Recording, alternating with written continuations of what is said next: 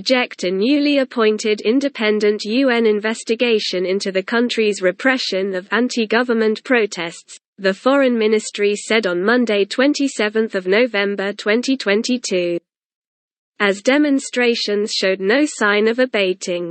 Iran will have no cooperation with the political committee formed by the UN Rights Council, ministry spokesman Nasser Kanaani said.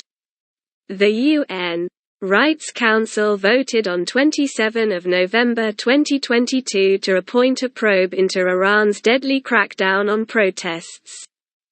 Volker Turk, the UN Rights Commissioner, had earlier demanded that Iran end its disproportionate use of force in quashing protests that erupted after the death in custody of 22-year-old Kurdish woman Mahsa Amini on 16 September 2022.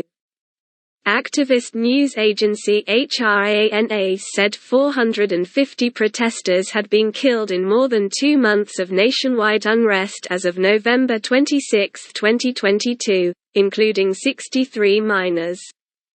It said 60 members of the security forces had been killed, and 18,173 protesters detained. Challenging the Islamic Republic's legitimacy. Protesters from all walks of life have burned pictures of Khamenei and called for the downfall of Iran's Shiite Muslim theocracy. The protests have particularly focused on women's rights. Amini was detained by morality police for attire deemed inappropriate under Iran's Islamic dress code, but have also called for the fall of Supreme Leader Ayatollah Ali Khamenei. The unrest has posed one of the boldest challenges to Iran's clerical ruling elite since it came to power in the 1979 Islamic Revolution. Though authorities have crushed previous rounds of major protests, Iran has blamed foreign foes and their agents for the unrest. Iran has proof that Western nations were involved in protests that have swept the country, Kanaani said on Monday.